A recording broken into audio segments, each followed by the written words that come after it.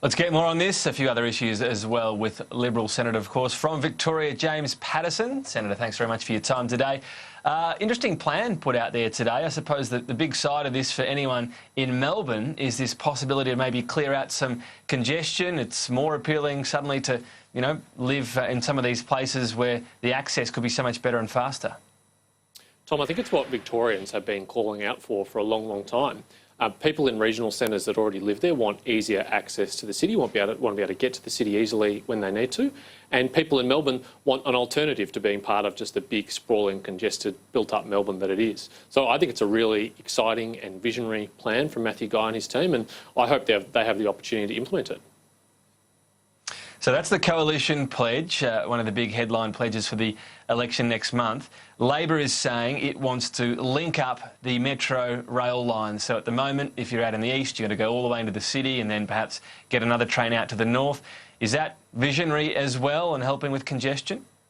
Well, I guess, Tom, it's so visionary it might not even be completed in Daniel Andrews' lifetime or even mine. I don't know if either he or I are ever going to catch one of those trains. I mean, that is so far off in the never-never, so expensive, so uncosted, so unplanned, so undetailed. It's just hard to take seriously. Whereas Matthew Guy's plan is ready to go straight away. When they get elected, they will get this moving. They're not going to muck around. They're not waiting for studies or surveys or plans. They are ready to go. So I think that's the clear choice. Something that's real and realistic and can happen, whereas something off in the never-never in Daniel Andrews' case. Should more work be done, though, on that rail link within the metropolitan of Melbourne? Because if you think of the big cities around the world that work well for public transport, they have a great train system and they link up. You never have to go all the way into the city and then all the way back out again. You'd agree with that, wouldn't you, as Melbourne keeps growing and wants to be the most livable city in the world? Well, of course, Tom, more public transport links that help to decongest our city would be a good thing, but there's just so little detail in Daniel Andrews' promise that it's really hard to know what exactly they are proposing. It is so vague, it is so uncosted, it's so hard to take seriously. I mean, of course, no one's going to argue against more infrastructure, but ultimately it does have to stack up, and I'd be really sceptical until we see some actual numbers and some actual data and some figures out of Daniel Andrews and his team, whether it's viable at all. But an idea worth pursuing, surely?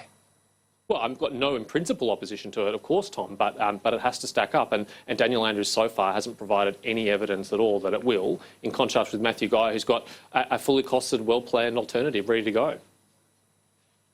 Now, the big news today was the tampon tax is now gone as of January 1. What are your feelings about this? Was it a better idea instead to put the GST on some other items that people say it was unfairly excluded on compared to tampons, for example, and broaden up that base and mean that we don't have more inefficient taxes?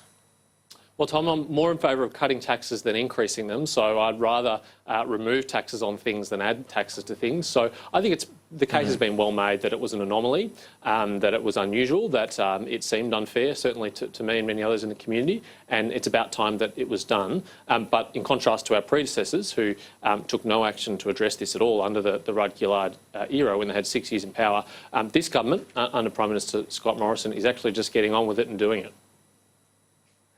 OK, so fewer taxes. What about get rid of tax or the GST on razor blades?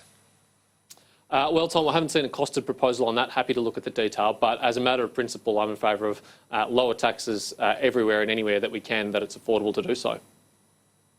But we still need, don't we, this GST that if you, for example, were collecting more GST, you could lower other taxes?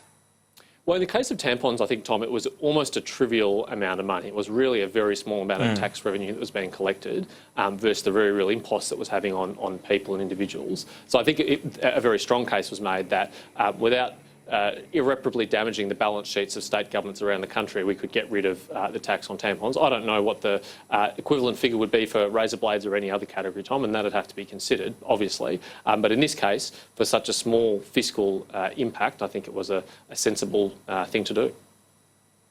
Yeah, well, I guess we'll see if there are some more proposals put on the table for other exemptions. We know the Democrats got a few carve-outs way back when, but this has been some time in the making. I want to ask you about this move from tech giants, James Paterson. They are concerned about legislation that will give more power to authorities, for example, police, to be able to force companies to effectively put spyware, if you like, in people's devices to be able to get around encryption. Now, they say it's needed because, for example, of the fight against pedophiles as one example. Tech giants are saying, well, hang on, this is overreach. There's not going to be judicial oversight. What are your thoughts on this?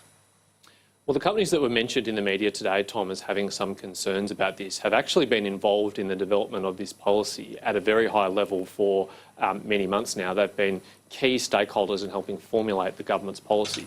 And they will get effectively a second bite at the cherry, Tom, when now that bill is before the Parliamentary Joint Committee on Intelligence and Security.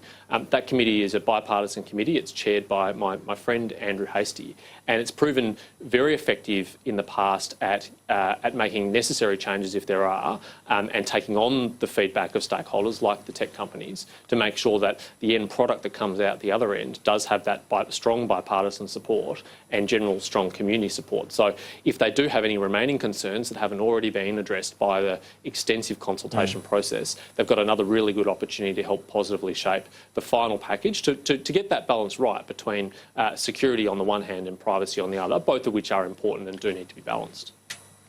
What do you make of, in particular, that concern about the lack of judicial oversight, that you give a bit of a carte blanche power out there to authorities? Well, as I understand it, Tom, what the government is seeking to do is basically bring into line online messaging technology in a way that's consistent with the existing powers that government has over, say, telephone audio communications that the government already has. So I think if the government's just seeking to make that consistent and make sure that there are no loopholes that terrorists or child sex offenders or others can take advantage of, that seems sensible to me. But a very important caveat to that, of course, is that we don't want to be introducing any systemic weaknesses into the system, and the bill is actually very clear on that. There's been some real misinformation in this debate, Tom, suggesting that the government wanted to create some kind of key or backdoor into the communications system of these companies. That's not the case, and the bill is actually very explicit about that and says that's not what the government wants. A lot of talk, of course, about the ABC, James Paterson, which you've had some interesting things to say about, of course, in the past. What do you make of this push to have a different process of appointing, for example, the ABC board, perhaps the managing director as well, that it needs to be taken out of political hands? Well, I think taxpayers expect, Tom, that the ABC will be independent and fearless in the way that it conducts its journalism, but also that they'll be impartial in the way that they do that. And I think it's very important that there is a form of democratic accountability. We don't want any government agency, but particularly the ABC, which is so well funded to $1 billion a year with taxpayers' money, to have no effective accountability through taxpayers. Now, whether we like it or not, the best accountability mechanism, the most direct accountability mechanism to taxpayers is the people that they elect, and that's us as politicians. So I believe that the process that we've got in place now, where an independent nominations panel selects candidates but is not prescriptive about those candidates and allows the government to choose among them, it's a process that Labor put in place and that we've adhered to. I think that is a best balance between finding highly qualified people but making sure that ultimately the ABC remains accountable to taxpayers. We're nearly out of time, but realistically that has both sides of politics. The two major parties just try to stack the board. That's what happens.